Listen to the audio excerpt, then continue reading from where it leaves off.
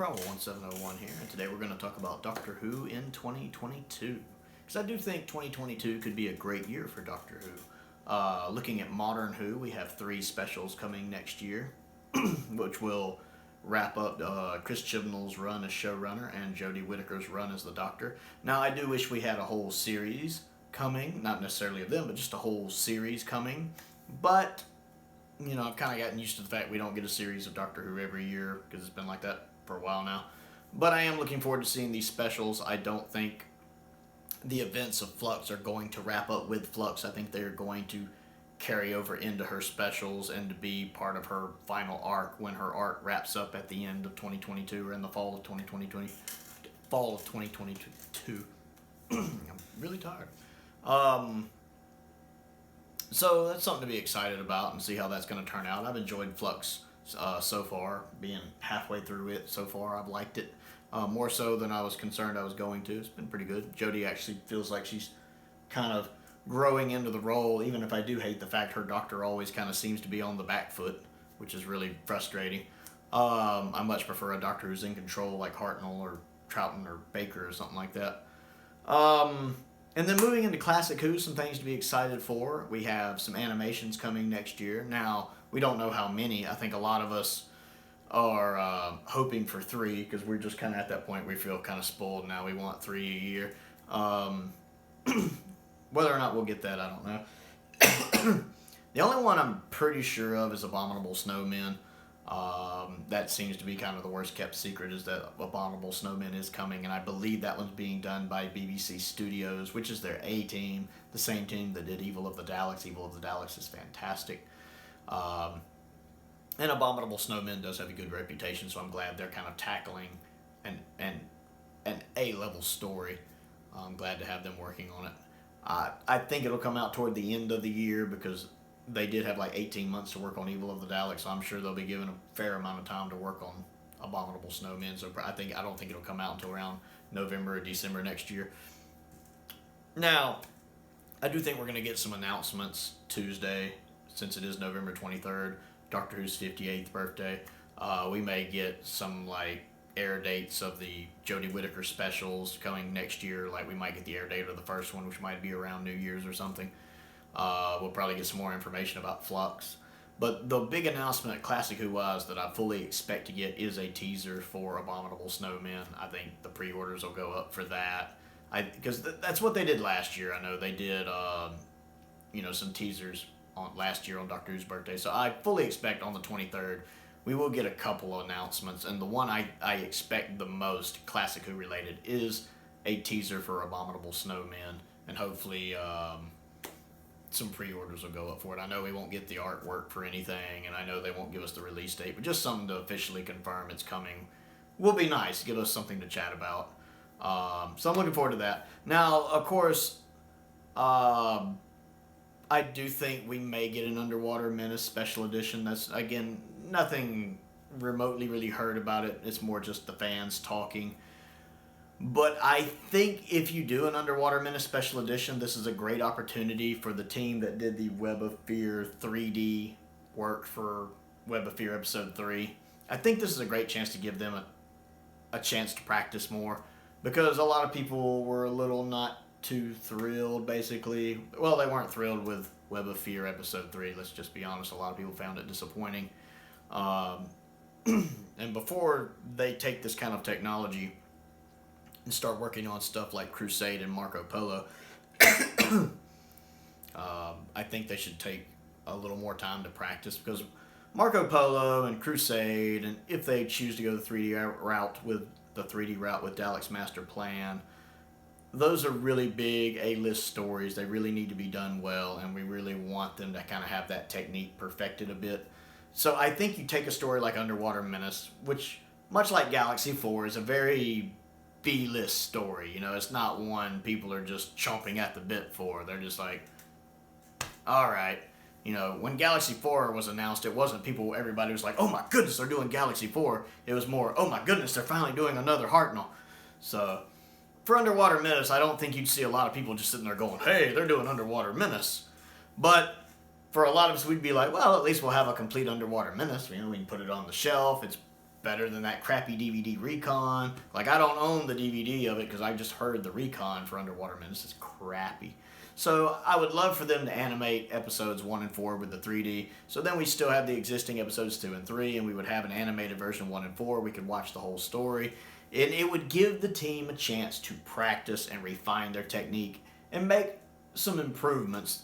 That way, by the time they get to doing those bigger A-list stories like Marco Polo and Crusade, those productions hopefully will have much better production values. So, yeah, I would be cool with that. And then I don't know if we'll get another animation. You know, there's a lot of rumors going around that BBC America's contract with the animation production, because BBC America does fund a lot of the animations, pretty much, I think, from Power On, except for the Web of Fear Special Edition, they've done a large part of the funding for them. And, you know, there's a lot of talk that Abominable Snowmen is the last one in that contract, and whether or not that'll be renewed is up in the air. Now, that's all rumor. I haven't talked about it on this channel because I'm not really big on negativity on the channel. I don't want to be one of those channels.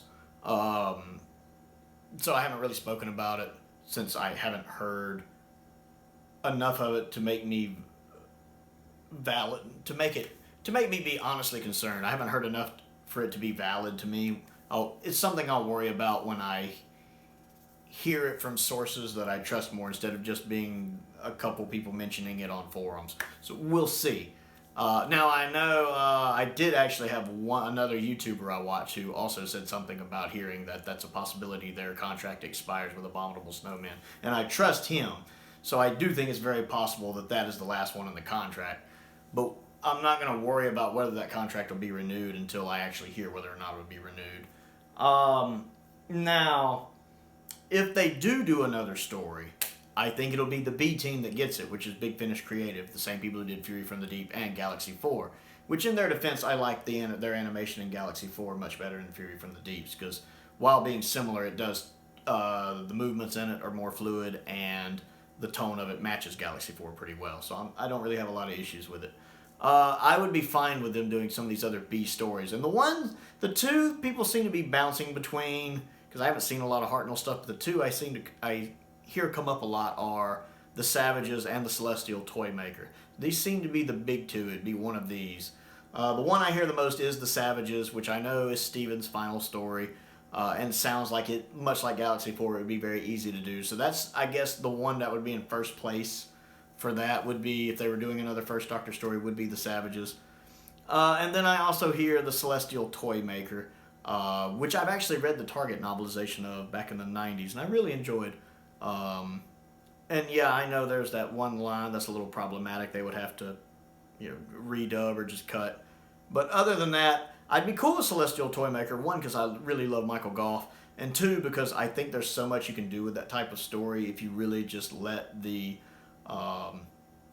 animation team just cut loose and kind of do their own thing with it. I think there's a lot that when they don't have to worry about the budget constraints of what the original production could do in the 60s and they just really do their own thing with it, I think they could pull off some pretty neat stuff. It is a story with its kind of fantasy elements, much like Mind Robber, where you could just really cut loose and do a lot with that. And then the other thing we have to talk about is the collection box sets, because more than likely we should hopefully get 3 seasons next year. That seems to be kind of what we get, is 3 seasons a year. 3 box sets, I should say. And that's the other thing I think we could get on the 23rd is the announcement for the next collection box set. Even though 17 hasn't come yet, it'll only be less than a month before 17 comes out. So I do think it's possible we could go ahead and get an announcement for the next collection box set. I hope we do. I know a lot of times it's happened before where when the current box set coming is a month out, they'll go ahead and announce the next one. Can't talk today. And I do think next year the 3 we'll be getting is Season 9, Season 15, and Season 22, which I've talked about before. I've heard talk of Season 9 having already been rescanned for Blu-ray, which is great because I like what I've seen of Season 9, and I'm looking forward to seeing the rest of it. Because I love Day of the Daleks, one of my favorite Dalek stories, especially the special edition of it. I really enjoy Curse of Peladon. I really love the Sea Devils. And I've never seen The Mutants, and I hear it's not the best, but I've also hear it's underrated. And I tried to watch The Time Monster, but I only think I made it through the first episode, maybe the first two. I think the first. I didn't really care for it, but I was watching a lot of Doctor Who at the time I'd never seen before, and I think I just kind of burned out too, and that was just the one that really put me off for a bit. So I am looking forward to actually being able to get through it. And then I think we're going to get season 15, and I did see on one of the forums where somebody had posted it was a post on like Twitter or Instagram or something that Louise Jameson had made, and she goes, "I bet you can't guess where I am." And behind her, it looks like she's on like an island or something. There's a big body of water behind her in the base of what looks like a lighthouse. So naturally, my conclusion, and most people's I think, is that she's working on behind the scenes stuff for Horror of Fang Rock and probably the season 15 box set. So you get the impression that if they're doing that kind of work on it, it's probably coming sooner than later. So I do think season 15 will be the Tom set we get next year. I don't think it'll be the next one we get, because I don't think they're going to do two Toms back to back. I think it'll probably be the one toward the end of the year next year. And then I also think we'll get season 22. And just recently on the Doctor Who merchandise forums, one of the guys who I trust implicitly, he's like in the know, he's really good at sniffing out what's going on, a guy named Gordon, he posted something about, he saw a post and pictures going up showing Colin Baker wearing that blue cape that the Sixth Doctor wears in Revelation of the Daleks. So he was definitely thinking season 22 would be coming sooner than later. So it looks like Colin is filming behind the scenes stuff as well. And with that cape, it has to be for season 22. So I think there's definitely a very strong chance season 22 will be coming next year. And I think the next box set will either be season 9 or season 22.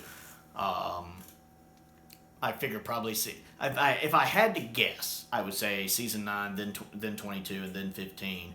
But those are the three I'm pretty sure we're going to get, and I strongly believe that, 9, 15, and 22. And I think we might get an announcement for one of those on Tuesday. So it's a great time to be a Doctor Who fan. We're still going to have Big Finish stuff coming out, of course. I'm sure they'll still be doing novels. We still have the specials with Whittaker for the modern Who fans. And we'll also get to find out who the 14th Doctor is next year in 2022 when we see her regenerate. Now, we won't know enough about this Doctor to get a feel for their character, because I'm not going to judge whether or not someone's a good or bad Doctor simply because of how they look. And, you can't really judge a Doctor off the minute or two they get on screen, right after they regenerate before the season ends. So we really won't get a feel for that Doctor until 2023, but we will at least know who the 14th Doctor is in 2022, and that's always exciting. And then, of course, for the Classic Who fans, we still will be getting our Big Finish stuff. We will still be getting, hopefully, 3 seasons in the collection range. And we will be getting, I'd say, at least 1 animation and hopefully 2 or 3 animations. So a lot to be excited for. So let me know what you're most excited for and what you think in 2022 and what you think the next collection box sets are going to be and what animations we may get next year. Comment down below and let me know. I always enjoy hearing from you guys and hearing what you think. Other things to do, click the like button, click the subscribe button, click the bell for notifications so you never miss out on another video. I also have a Patreon if you like what I do and would like to support what I do. There is a link to that down in the comments below. Most importantly, though, thank you for watching.